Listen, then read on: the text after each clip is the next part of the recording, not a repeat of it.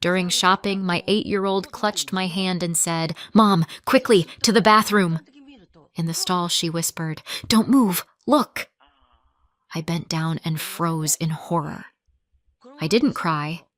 I took action. 3 hours later, my mother-in-law went pale because I used to laugh at kids' fears. Not out loud, not cruelly, just the quiet adult kind of amusement. Monsters under the bed, shadows in the hallway. Someone's watching me. Sure, honey. Then one Sunday, I was crouched on a sticky bathroom floor in a mall outside Columbus, Ohio, holding my 8-year-old's hand while polished black shoes stopped in front of our stall. And a man's voice, low and calm, said into his phone, "Yeah, mother and daughter. The girl's about 8. They've got shopping bags. Blue dress." Blue dress. My daughter had picked it out 10 minutes earlier. It was in our bag. That's when the cute childhood fears category died. Abby's grip on my fingers was so tight it hurt. She didn't look at me. She didn't need to. She put a finger to her lips like we were in a movie.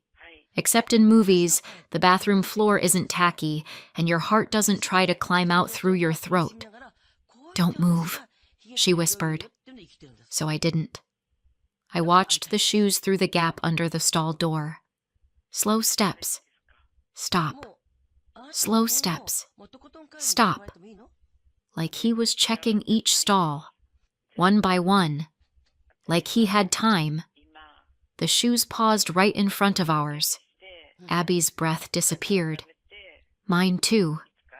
Then the shoes moved on again, and the voice continued like he was giving a weather report. "They should have come this way. If they didn't leave already, yeah, I'll keep looking." My brain tried to catch up.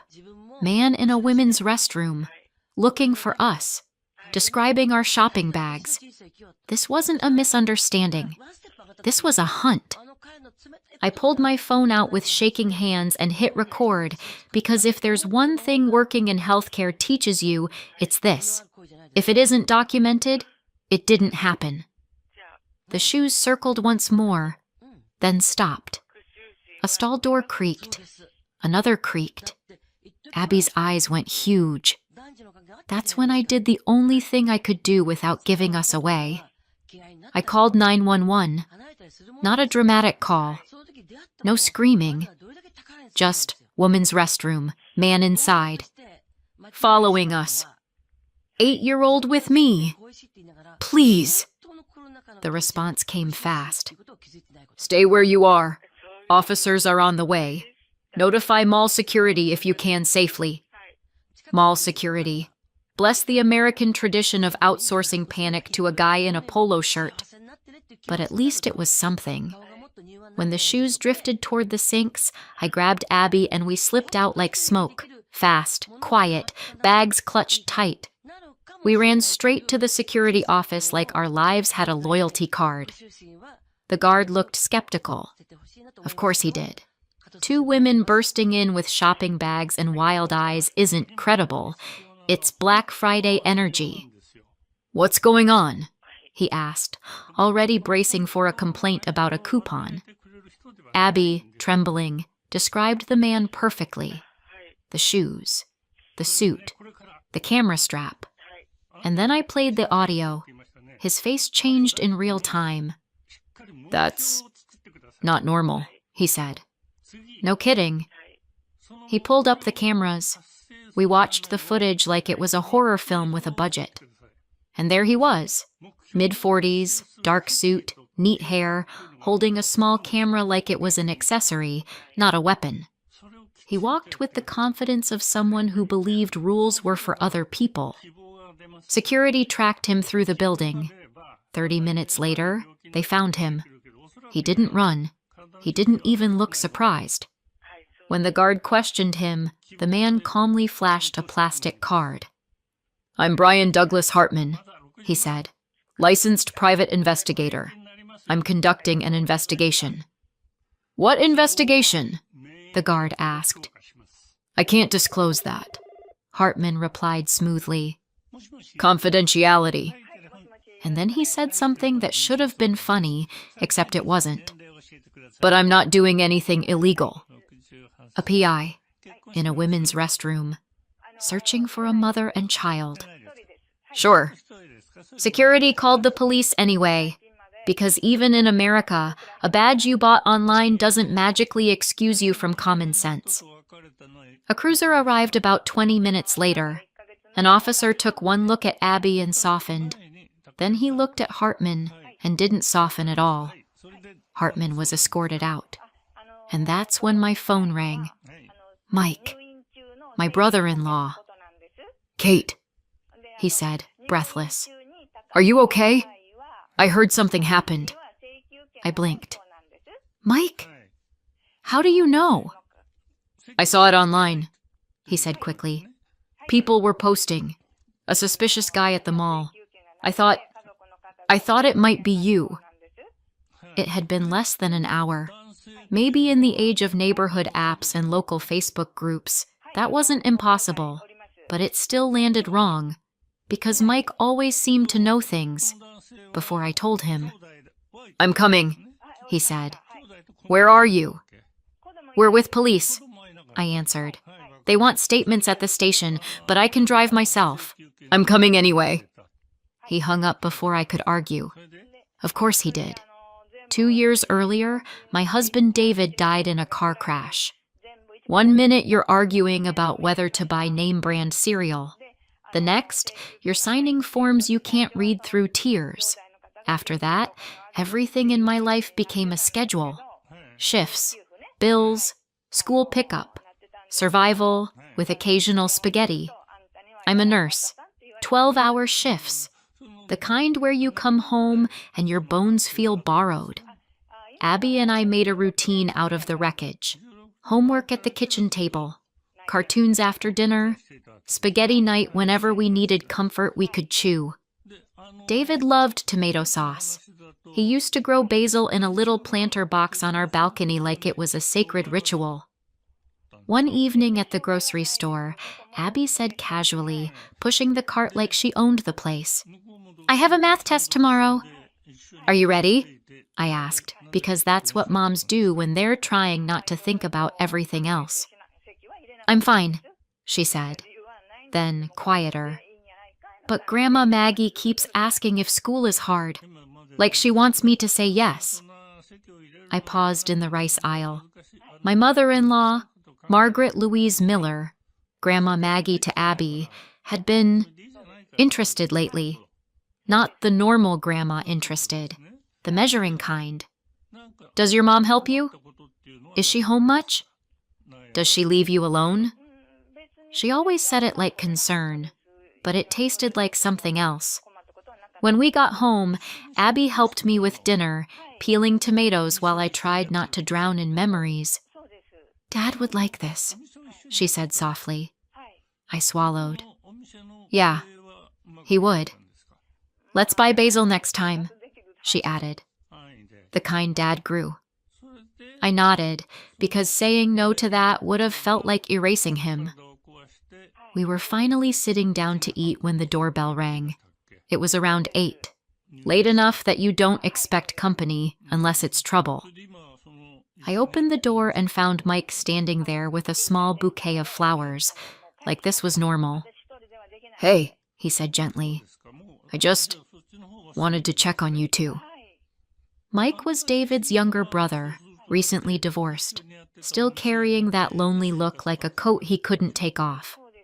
Abby squealed because she loved people before she learned they could be complicated.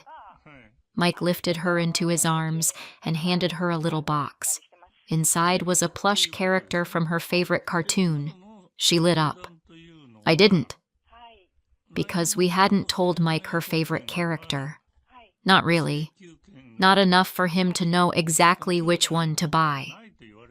That night, after Abby fell asleep, I sat alone with my coffee and tried to be fair.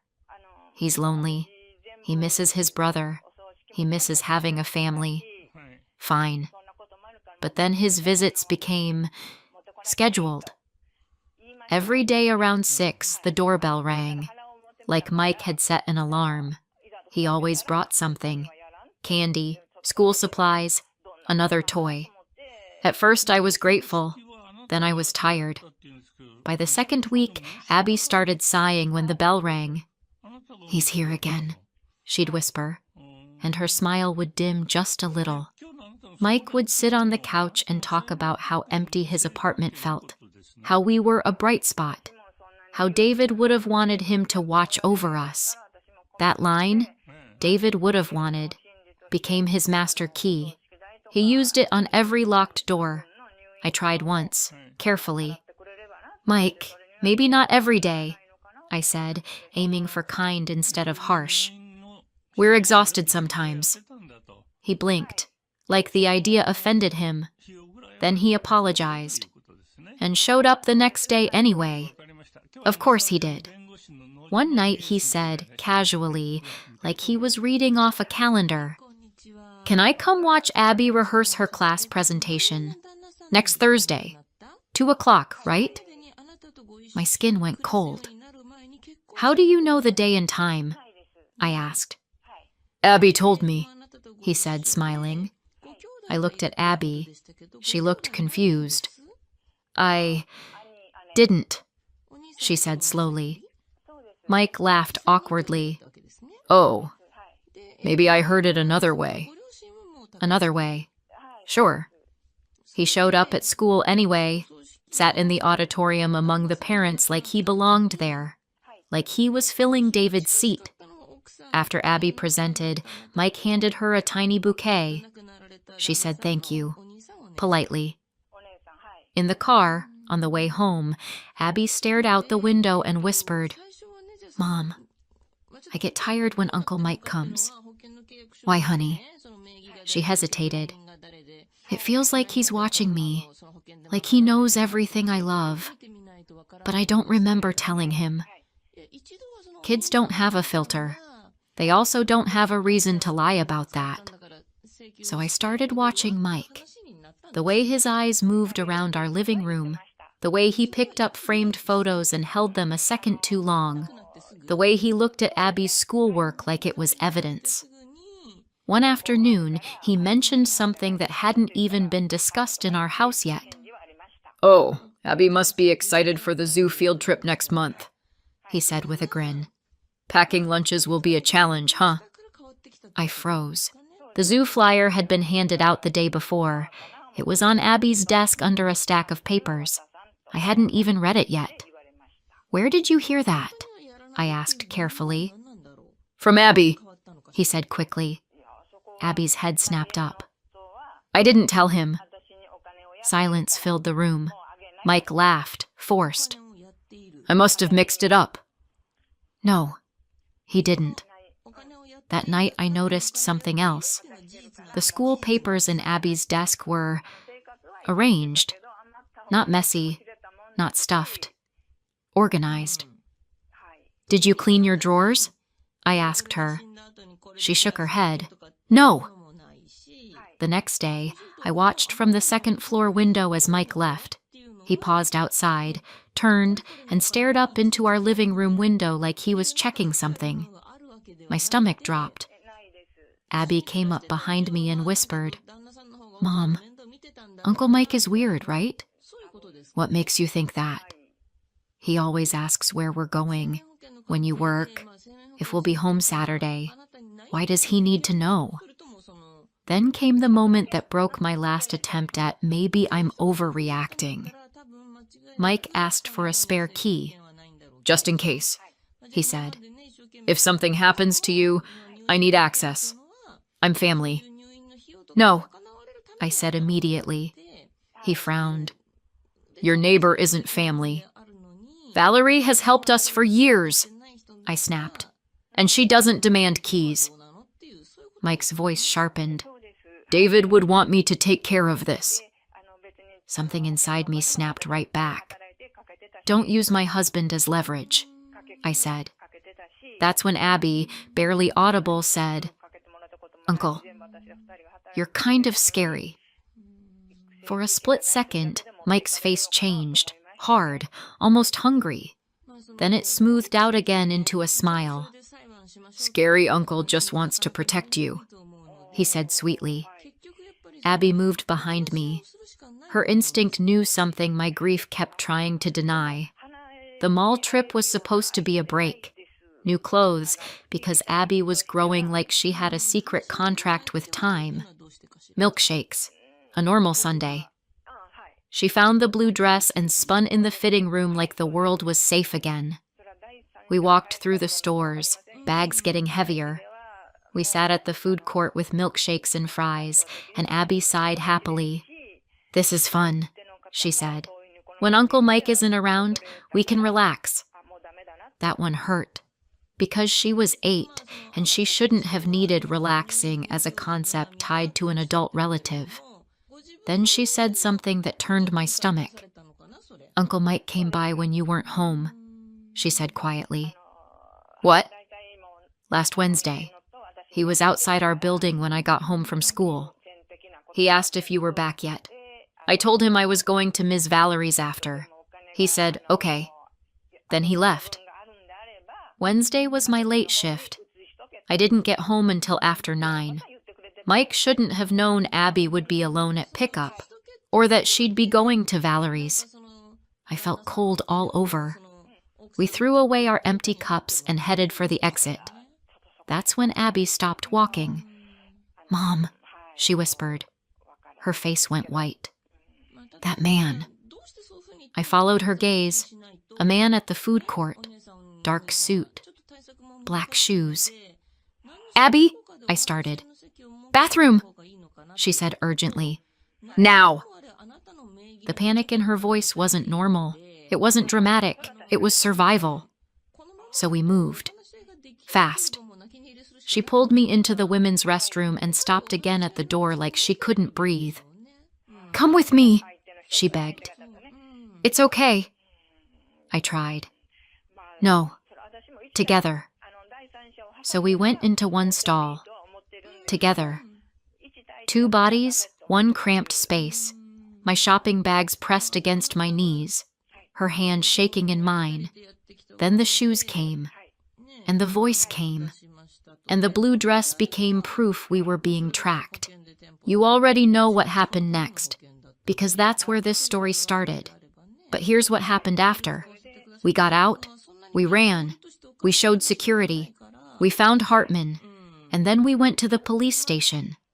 At the station, the fluorescent lights made everything look worse. Even my own hands. Abby sat beside me, quiet, holding my sleeve like it was the only stable thing in the room. Hartman sat across the hallway, still calm, still polished. Like this was an appointment, not a crime. Mike showed up before we were even done giving our statement. His face was pale. He rushed to Abby first, crouching to her level. "Are you okay?" he asked. Abby nodded, but she didn't move toward him. That was new. A detective interviewed Hartman. At first, Hartman didn't want to talk. Then the detective explained, calmly, what entering a women's restroom to pursue a child looks like in court. Hartman's confidence cracked. Finally, he said it. "I was hired," he admitted. "Hired by who?" the detective asked. "A woman named Margaret Louise Miller." My ears rang. My mother-in-law. My hands went numb. "Why would she hire you?" the detective continued. Hartman swallowed. "To document Catherine Miller's daily life," he said. "To assess parenting, whether the child is being neglected because the mother works too much." I stood up so fast my chair scraped the floor. "What does that even mean?" I snapped. Hartman looked down. "She believed the mother was unfit. She wanted evidence for a custody petition." Custody. For my daughter. From me. Because I work. Because I'm tired. Because my husband died and I didn't fall apart politely enough. Mike stared like he'd been punched. "No," he said. "No, my mom wouldn't." The detective's eyes went sharp. Mr. Miller, he said, you've been at Ms. Miller's home often. You've asked about schedules, school events, plans. Mike opened his mouth, closed it, opened it again. I was worried, he said finally, about my sister-in-law and my niece. Worried about what? The detective asked. Mike froze, and then Abby spoke, soft, clear. I saw that man at Grandma Maggie's house, Abby said. The room went still. The detective turned gently. When, Abby? 2 weeks ago, she said. When I visited. He was talking to her. Hartman flinched. Because children don't lie when they're not trying to protect anyone. The detective asked Hartman how many times he'd met Margaret. 3, Hartman admitted. Initial instructions, then an update, then more instructions. What additional instructions? The detective asked. More photos, Hartman said. Try to record conversations. Find out if Catherine has habits, connections, anything compromising. My stomach turned. Our lives, our grocery runs, our school pickups, my late shifts, Abby's blue dress, all filed away like evidence. Then the detective brought in a folder. Inside were dozens of photos. Me and Abby at the park, me picking her up after school, me carrying groceries, me laughing with her on a bench like I didn't know I was being watched. There were printouts of my social media tags, copies of my work schedules, pulled from somewhere in the hospital system where someone shouldn't have been pulling them, and then the worst part, a typed plan, a checklist of how to make me look like a negligent mother, overworked, emotionally unstable after grief, frequently absent, lack of supervision. There was also a neat little section on Margaret, stable income, a paid-off condo, a clean, structured environment. Deep interest in the child's education, like parenting was a resume contest. Mike stared at the pages, shaking. My mom, she was really going to do this, he whispered. Was she using me? The detective didn't answer for him. Mike looked at me, desperate. Kate, he said, voice breaking. I swear I didn't know. I wanted to believe him. I also wanted to throw him out of my life like a burning object. Both feelings existed at the same time, because grief makes your heart messy. Margaret came to the station the next day. She cried immediately, the kind of crying that arrives on purpose. My Abby, she sobbed. She's all I have left of David. She looked at me like I was a temporary obstacle, like I was young and replaceable. Catherine works so much, she said, wiping her face. It's too hard for her alone. I could give Abby a better life, more attention. The detective's voice stayed flat. You understand you can't remove a child from a fit parent because you disagree with her schedule. Margaret's lips trembled. I didn't have a choice, she whispered. Abby is my only hope. No, she had choices. She chose control. That's what people never admit. They call it love because it sounds nicer. The fallout moved fast after that. A judge signed a temporary protective order. Margaret wasn't allowed to contact Abby directly. Any visitation had to be supervised. No pop-ins. No, just checking. No surprise appearances at school.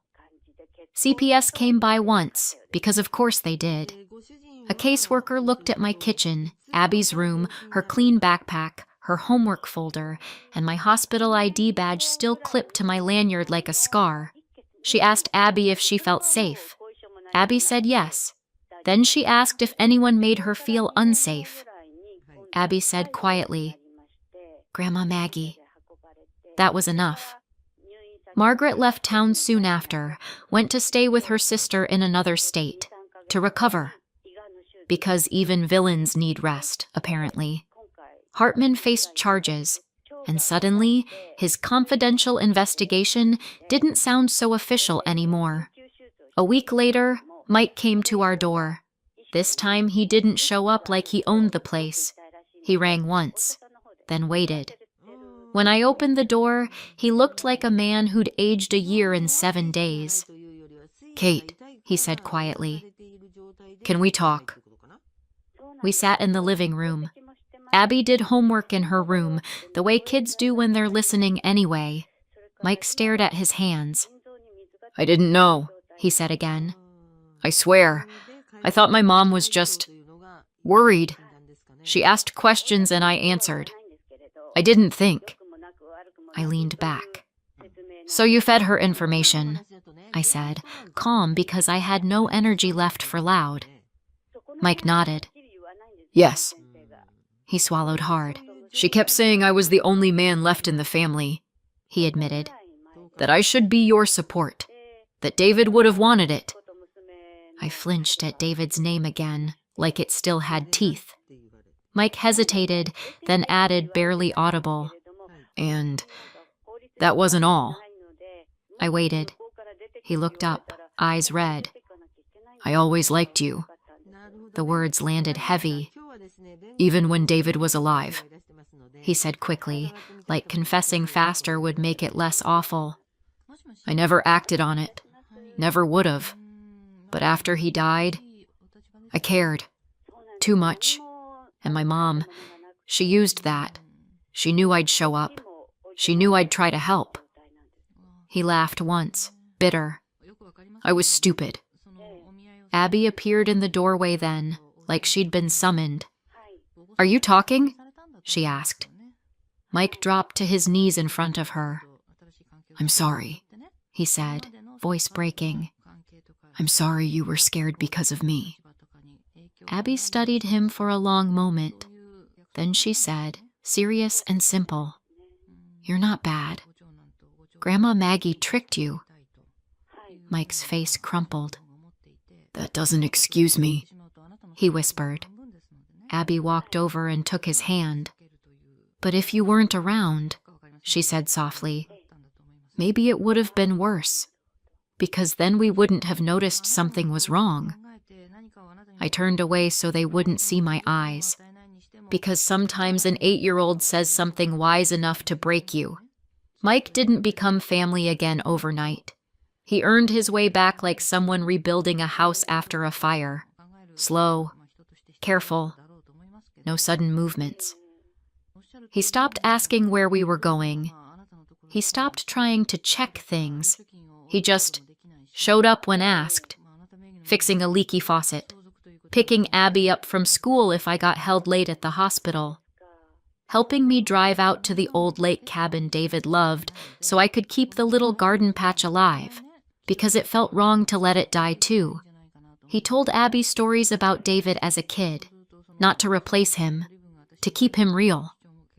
Abby listened like those stories were oxygen. Some nights, Mike and I sat at the kitchen table with tea and silence. Not romantic.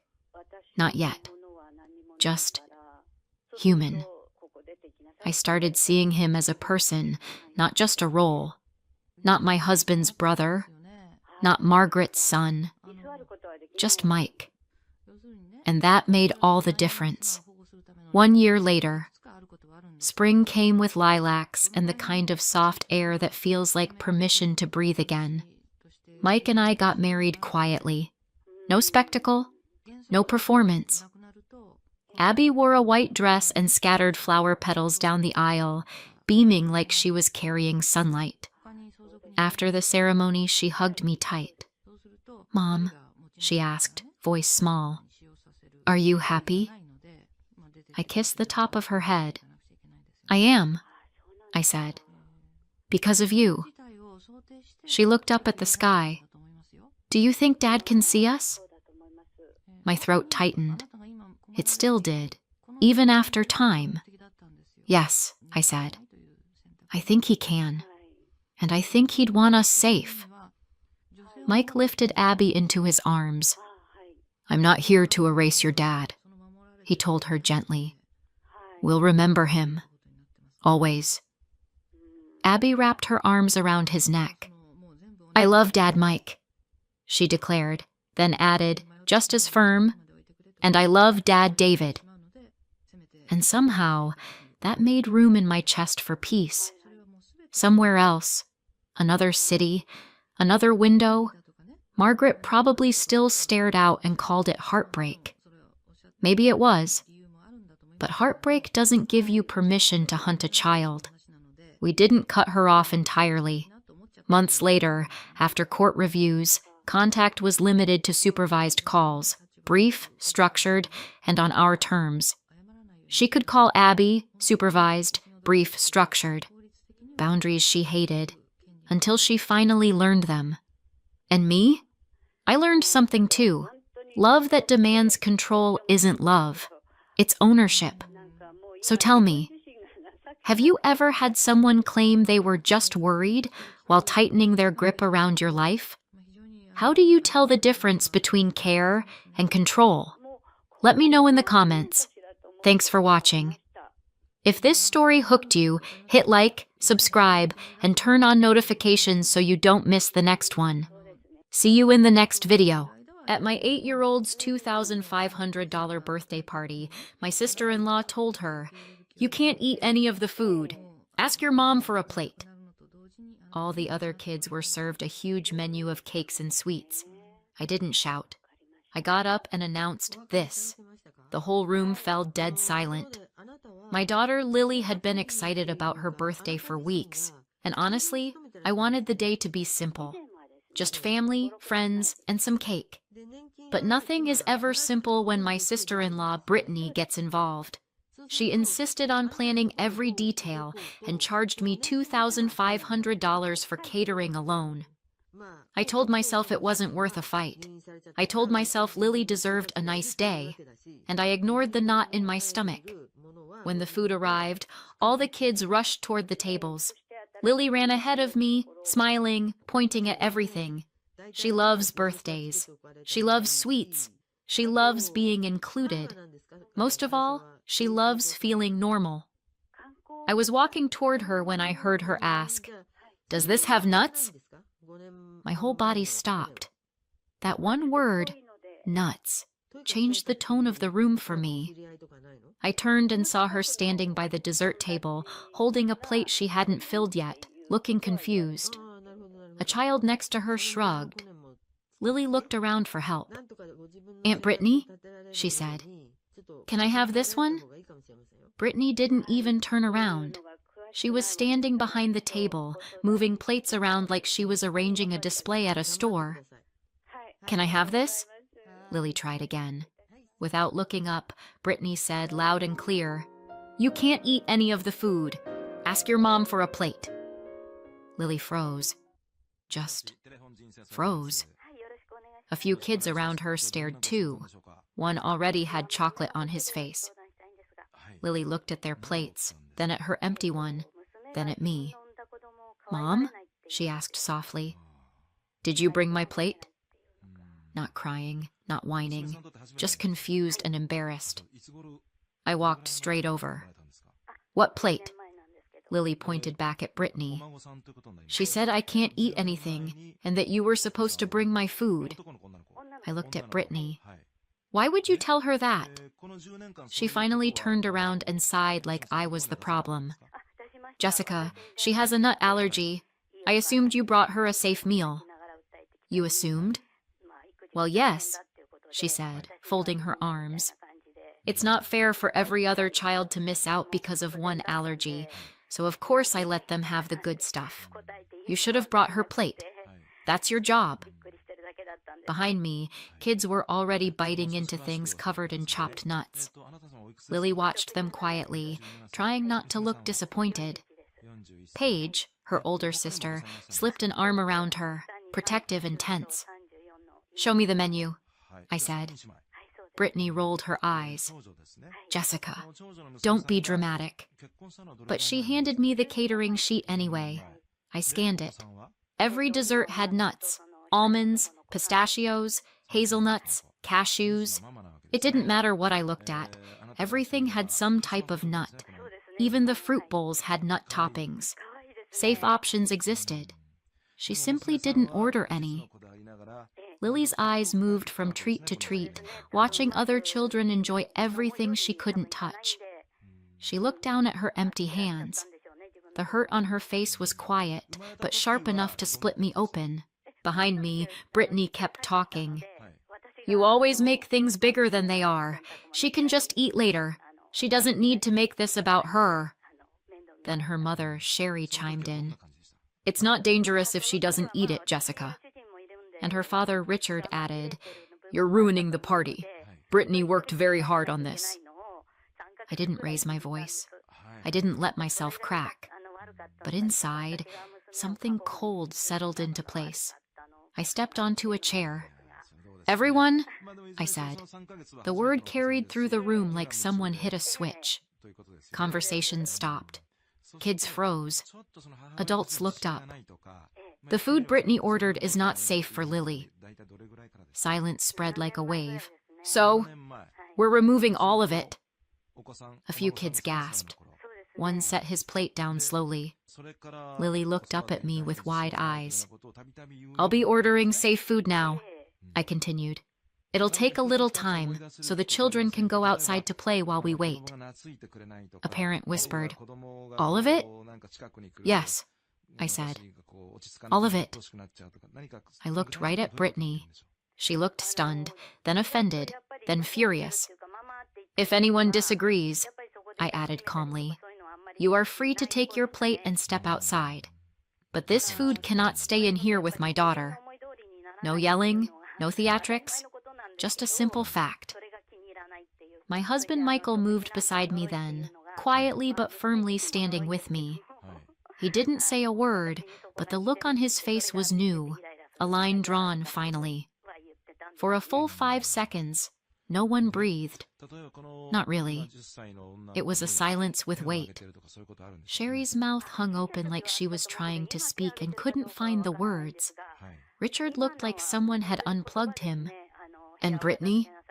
She stood there gripping the edge of the table, staring at me like she didn't recognize who I was, as if she couldn't believe I was choosing my daughter over her. But Lily? She looked at me like the world had tilted back into place. That silence told me everything.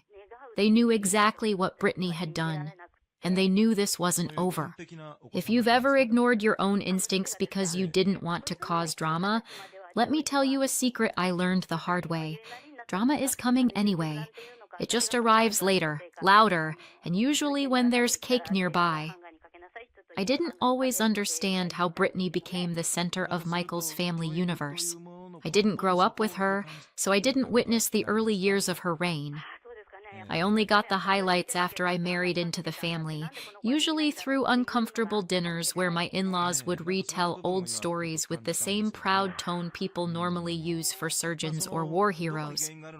Apparently, Brittany learned to walk early, talk early, dance early, charm teachers early, and ruin lives professionally by the age of 32. Michael existed somewhere around the edges of the family photo album, smiling politely with the body language of someone who'd accepted second place long ago. He tried to warn me early in our relationship. "She's intense," Michael said once. After Brittany hijacked our anniversary dinner by announcing she was writing a book on elevated event styling and insisting we brainstorm chapter titles between courses. "Intense?" I asked. "Like a personal trainer?" "Intense like a small tornado," he said. "But she means well." Right.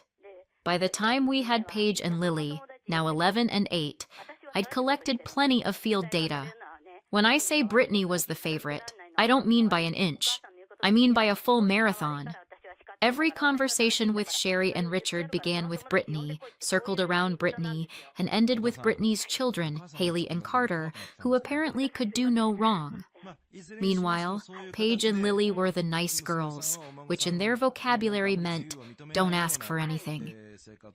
Family gatherings had a pattern. Haley and Carter were given first pick of everything: gifts, treats, games, attention. While my girls were gently told, let them go first, they're younger. Even if technically they weren't younger, or smaller, or being reasonable human beings. Once, Paige tried to show Richard a drawing she spent hours on. He glanced at it for half a second, said, "That's nice," and then turned to watch Haley demonstrate her special dance, which was just her waving her arms like a damp towel. He applauded like she'd cured a disease. Michael always tensed up during these moments. He'd stay quiet, stiff, like he was watching an old wound reopen. Later, alone in the car, he'd say things like, "They mean well," or "It's not worth the fight," or "I don't want to upset them." He'd learned to shrink himself to avoid conflict. I didn't know yet how deep that training ran. Then came college, or more accurately, Brittany's college. When Michael turned 18, Sherry and Richard told him they couldn't afford to help him with tuition. He got a job. He applied for scholarships. He took loans. He made it work because he always made things work. But when Brittany graduated high school 4 years later, there was suddenly money. Plenty of it. "We want her to focus on her studies," they said. "She has so much potential." Michael didn't say a word. Not one. He just sat there with his jaw tight while they explained that it would mean a lot if he could contribute too. And of course he did. Because that's who he was. Because he felt guilty saying no. Because that family trained him to feel responsible for Brittany's comfort. By the time I married him, he was still sending them money. Quietly. Regular amounts. Sherry called it helping the family. It was really funding the favorite child's lifestyle. And yes, that included Brittany's kids later too. Birthday gifts, sports fees, random emergencies. There was always something. I didn't complain. I didn't push. I didn't want to create rifts. But it bothered me. The way they leaned on him financially while pretending he should be grateful for their attention. The way they acted like his success belonged to them, but his needs were an inconvenience. Then Lily developed her allergy. It didn't happen slowly or gently. One afternoon, she took a bite of a cookie at a friend's house. She didn't know. We didn't know. The friend's mom didn't know. 10 minutes later, she was gasping for breath, her lips swelling, her skin blotchy and hot, and I was running out the door with her in my arms, Paige crying behind me, and Michael speeding us to the hospital so fast my vision blurred. I will never forget the sound she made in the back seat. I still wake up some nights thinking I hear it. She lived, but barely. And everything changed after that. No nuts in the house. No nuts at restaurants. No nuts anywhere near her. Paige turned into her personal guard dog, checking labels, watching hands, hovering like a tiny bodyguard with stickers and sanitizer. And the whole family knew, because we told them, more than once, because we needed them to know. But some people take information and file it away. Others take it and pretend it's an opinion. Sherry acted like we were overreacting. Richard thought it was just a kid thing. And Brittany, of course, believed it was an inconvenience. When Brittany announced her new party planning business, she immediately inserted herself into Lily's birthday like it was her first big client. "I'll handle everything," she said, already making decisions before we agreed. Michael tried to push back, but Brittany steamrolled right over him. She always did. "It'll be good exposure," she told me, pretending to offer help while taking control. And just like that, we were locked in. I was paying for things I didn't want, and Michael was shrinking into old habits that his family had trained into him. I told myself it was fine. Just a children's party. Nothing serious. But something in my gut knew better. And I didn't realize how right I was until the moment everything collapsed. Because Lily's birthday wasn't going to be a celebration. It was going to be the moment the whole truth finally snapped open. There's a certain type of silence that feels like the moment before a glass shatters. That's what filled the room after my announcement. Kids froze mid-bite. Parents looked around like someone had pulled a fire alarm. Lily pressed herself into my side. Paige stepped closer, already in protective mode. And then, of course, Brittany snapped first. "You're ruining your own kid's party," she said, voice high and shaking. This is mania, Jessica. Everything was fine." "Fine. Sure, if you ignored the nuts covering half the room." She kept talking, waving her arms like a malfunctioning windmill. "You can't expect nobody to eat something just because she can't. She doesn't have to eat it. You never told me to order anything special. I just assumed. We can order something for her. We don't need to take everything away." Her words came out in frantic bursts, like she was trying to grab control back with sheer volume. Before I replied, Sherry moved in, dragging Richard with her like backup singers in a bad musical. "Our daughter worked day and night on this party," Sherry said, voice rising. "She picked every detail. She planned everything. She did this for Lily, and you're standing here treating her horribly." Michael stood up. He stood so suddenly the room actually gasped. I gasped. I didn't even know he could move that fast. Michael never stands up in conflict. He fades. He disappears. He becomes part of the furniture. But now he was standing between me and his family, shoulders squared, jaw set, looking like someone I didn't recognize. And then he said the words no one expected. "You need to leave." Just like that. No build-up, no emotion, just a clean, sharp command that sliced right through the room.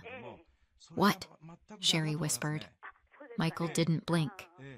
"All three of you, leave." You could feel the shock hit Brittany like a physical slap.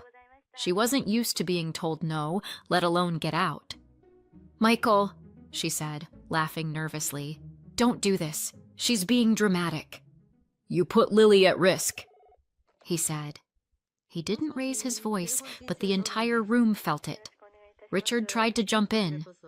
"Nobody put her at risk. She could have died," Michael said, louder now. "And you're defending it." That shut Richard up. Completely. Sherry's eyes went wide.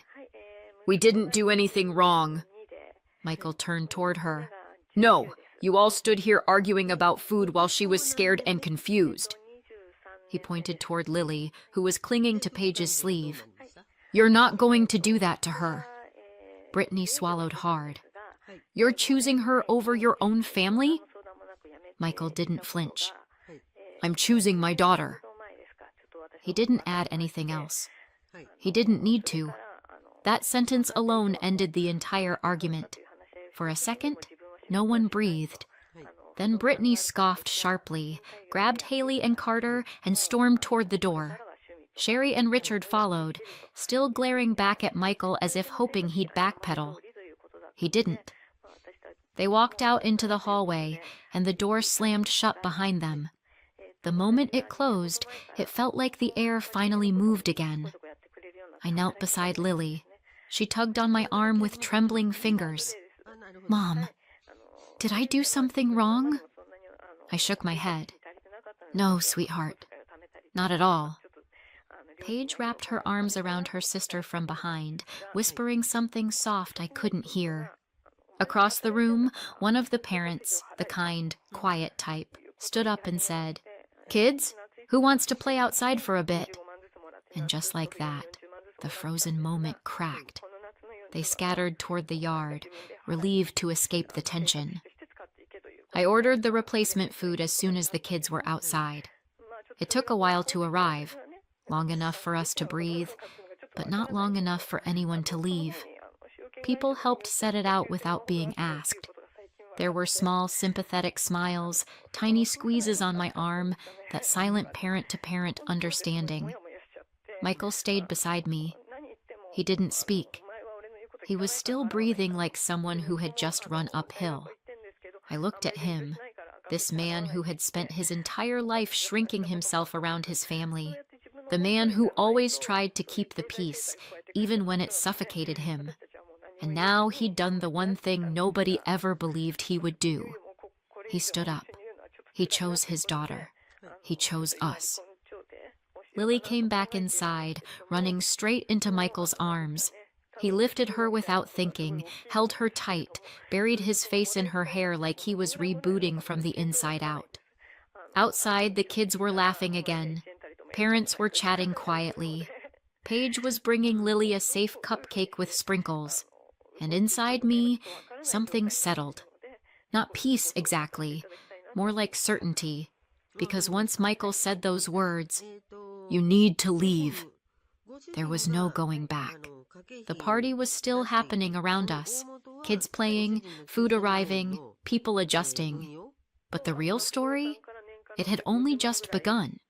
The house felt too quiet when we walked in that evening. Not peaceful. Quiet in the way hospitals get quiet. Controlled, tense, waiting. The girls went straight to their rooms in that post-party exhaustion only sugar crashes can create. Lily was smiling, though. That mattered. She'd eaten her safe food, played with friends, laughed with Paige. Whatever storm happened around her, she still walked out with a birthday. Michael and I stood in the hallway like we didn't know where to put our bodies. He kept rubbing the back of his neck. I kept pacing because standing still makes me feel like I'm drowning. I finally said it. That was insane. He didn't answer, not with words. He just walked into his office, opened his laptop, and his whole posture changed. Not frantic, not emotional, focused. He clicked into his banking apps like someone logging into a demolition control panel. "What are you doing?" I asked, stepping behind him. He didn't look up. "Finishing what I started." 4 taps later, his parents' monthly transfer was gone. 3 more, and the emergency credit line he'd opened for them years ago was canceled. He deleted scheduled payments, standing orders, every financial tie his family had knotted around him. It all happened in under 2 minutes. No hesitation, no regret, no dramatic declarations. Just click, click, click. Centuries of family obligation erased. Watching him do it was like watching someone finally cut a rope from around their own throat. And then, in the middle of the silence, he said, "I'm done." 2 words. Quiet. Final. Terrifying in their certainty. Before I could respond, he picked up his phone, typed one single message in the family group chat, and hit send. "Paige and Lily will not be attending any future events. We're protecting our daughters. Please don't contact us again." That was it. No explanation. No apology. No invitation for debate. Michael, professional peacekeeper, just nuked the bridge in one line. I sat down at the edge of the couch, watching him like he had grown new bones. He didn't sit with me. Didn't need to. He just reached over, rested his hand on my shoulder for half a second, the smallest anchor, and then got up again. "Jessica," he said. "Yeah?" "Cancel the catering payment." It wasn't a question. Oh. I liked this version of my husband. Brittany had billed me through her event planning startup. She had even added a little sparkle emoji next to her business name when she sent the invoice. My bank app pulled it right up. $2,500. Brittany Events LLC. I clicked dispute and typed, "Unsafe food provided. Child with known allergy endangered. Service unusable." Sent. Done. It took 14 seconds. Somewhere in the distance, I swear the universe leaned back and whispered, "Uh-oh." Because Brittany noticed fast. 10 minutes later, my phone lit up with her name. Then again, and again. Then her texts started coming in like machine gun fire. "What did you do? You canceled the payment? That was my money. I already spent it. You're robbing me." "Jessica, answer me right now." I did not answer. I turned the phone face down on the couch and stared at the ceiling. "This is going to get loud," I said. Michael nodded once. "Let it." It got loud faster than I expected. Someone sent me a screenshot 5 minutes later. Brittany had posted on her Facebook business page, then on her regular page, then in a neighborhood group, then in the extended family chat. She was everywhere at once. I was robbed today. My own sister-in-law refused to pay for a full-service party I planned for months. I spent money I didn't have, and now she stole it from me. The comments were rolling in. Some were supportive, because there is always at least one person dumb enough to swallow anything with a sob story attached. But then the real comments started. Wait, weren't you the one who served unsafe food to a child? If you can't follow an allergy list, maybe this business isn't for you. She was right to cancel. Honestly, you should be paying them. Why did you serve nuts at a party with kids? One woman even wrote, "Your services are dangerous. Shut this down before someone gets hurt." And then someone else wrote, "Never hiring you. Ever." Brittany's replies were unhinged. It wasn't my fault. She should have brought a plate. She's teaching her kid to be selfish. None of that food was for her. I did nothing wrong. Watching it unfold was like watching someone try to put out a fire with gasoline. I might have enjoyed it a little too much, but the hit came when I checked her business page again an hour later. 1-star reviews were already appearing, not from the party guests, just from people reading her meltdown. The internet moved faster than guilt. At 9:13 p.m., she posted a final message. "I'm closing my business. Happy now?" Yes, I was. Just when I was about to breathe again, my phone started ringing. Sherry. Of course. Then Richard. Then Brittany. Then the three of them in a group call named Family Emergency. We ignored all of them. Michael slid his phone into a drawer like someone putting away a loaded weapon. But they weren't done. Because the next morning, they realized something. The money was gone. All of it. Every monthly payment. Every emergency transfer. Every quiet loan. Years of support they never once said thank you for. The screaming started early. Michael's phone lit up with, "Where is the money? The bank is wrong. Fix this, bring back the payments." "Now you owe us, Michael. Pick up the phone," he replied once. Just once. "No mistake." Silence. Short-lived silence. Because at 11:47 a.m., our doorbell rang. I opened the door slowly. There they were. Sherry, Richard, and Brittany, looking like someone had shoved her into a blender and hit pulse. Sherry started before I even said hello. "You will fix this." Richard. "We relied on that support." Brittany. "I spent that money. Do you know what you did to me?" Michael stepped beside me, and for the second time in 24 hours, he shocked them speechless. "We're done," he said. "No," Sherry snapped. "You don't get to be done. You exploited me for years." She shut up. Richard blinked rapidly. "We never. You took money from me every month and acted like it was owed." Brittany's voice cracked. "You stole from me." "You endangered my daughter," he said. "Then you defended it." They all stopped talking. He kept going. "You lied about Jessica. You attacked her. You humiliated her. You tried to blame her for protecting Lily." Sherry swallowed hard. "Michael, you're not safe for my kids," he said, "and I will not let you near them again." Her mouth dropped open. "This is the line," he said softly. "And you crossed it." No shouting. Just truth. Brittany stepped forward. "You can't do this." Michael shook his head. "Leave." That one word hit them harder than anything else. They glared. They sputtered. But they left. The door shut behind them with a final, echoing click. Michael leaned against the wall for a moment, palms pressed to it like he needed to steady the world. I walked to him, put a hand on his back. "We're free," I said. He exhaled. long, shaking, like he'd been holding that breath for a lifetime. And as I stared at the closed door, at the silence filling our home, at the space where their voices no longer lived, I realized something. They didn't just lose access to us. They lost control. They lost their power. And they lost the one person who had always said yes to them. Michael finally said no. And this time, it meant forever. So, what do you think? Did we go too far? Or not far enough? Let me know in the comments and subscribe for more.